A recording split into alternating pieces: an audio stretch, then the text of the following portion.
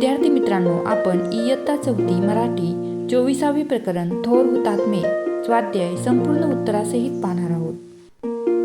प्रश्न क्रमांक 1. एका वाक्यात उत्तरे लिहा.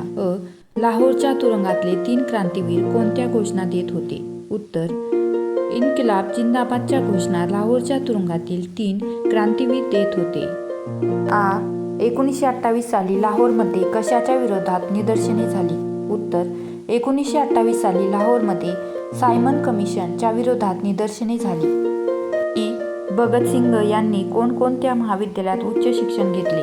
उत्तर: भगतसिंग यांनी लाहोर येथे दयानंद ॲग्लो-वैदिक महाविद्यालय व नॅशनल कॉलेज येथे उच्च शिक्षण घेतले.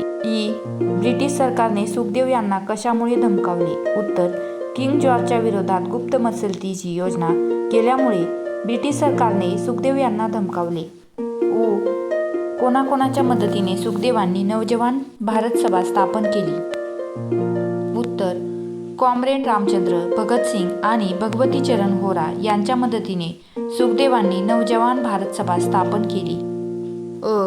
पोलिसांच्या हाती सापडू नये म्हणून भगतसिंगांनी काय काय केले? उत्तर: पोलिसांच्या हाती सापडू नये म्हणून भगतसिंग कानपूर सोडून दिल्लीला गेले. तेथे अर्जुन साप्ताहिकात बलवंत सिंग या नावाने काम करू लागले. तेथील पोलिसांनी लक्ष ठेवल्यामुळे ते लाहोरला आले व मुंडन करून भगतसिंग या नावाने वावरू लागले.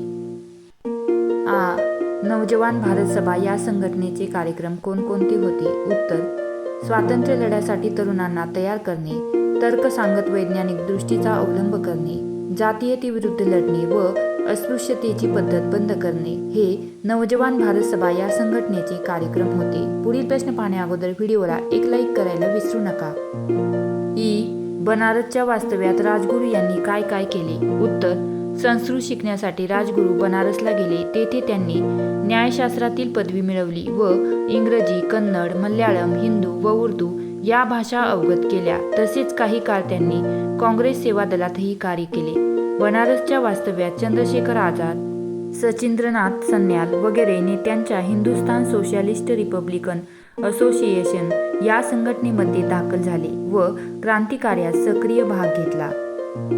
प्रश्न क्रमांक 3. जोड्या जुळवा. 1. राजगुरू खेड, 2. भगतसिंग बंग, 3. सुखदेव चौरा बाजार, 4. प्रताप वृत्तपत्र कानपूर. प्रश्न क्रमांक 4. खालील उत्तरे येतील असे योग्य प्रश्न तयार करा. एकाच उत्तरासाठी एकापेक्षा जास्त प्रश्न तयार होऊ शकतात. लाहोरप्रमाणे दिल्ली हे देखील भारतीयांच्या असंतोषाचे दुसरे केंद्र झाले. प्रश्न तयार होऊ शकतात. 1. लाहोरप्रमाणे दिल्ली हे देखील कशाचे केंद्र आहे? तर प्रश्न क्रमांक 2 तयार होऊ शकतो. लाहोरप्रमाणे भारतीयांच्या असंतोषाचे दुसरे केंद्र कोणते? राजगुरू काही काळ काँग्रेस सेवा दलात देखील होते. उत्तर: 1. काही काळ काँग्रेस सेवा दलात कोण होते?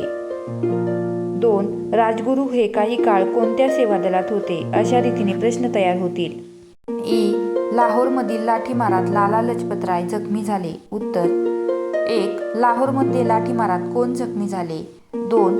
लाला लजपतराय कोणत्या घटनेत जखमी झाले? सुखदेव यांनी नवजवान भारत सभा स्थापन केली. उत्तर: प्रश्न तयार होतो. सुखदेव यांनी कोणती संघटना स्थापन केली? तसेच नवजवान भारत सभा कोणी स्थापन केली? प्रश्न क्रमांक 5. खालील शब्दसमूहाचा वाक्यात उपयोग करा. 1. बाळकडू मिळणे. उत्तर: पंडित जवाहरलाल नेहरू यांना त्यांच्या घरातच देशभक्तीचे बाळकडू मिळाले होते. सुगावा लागणे.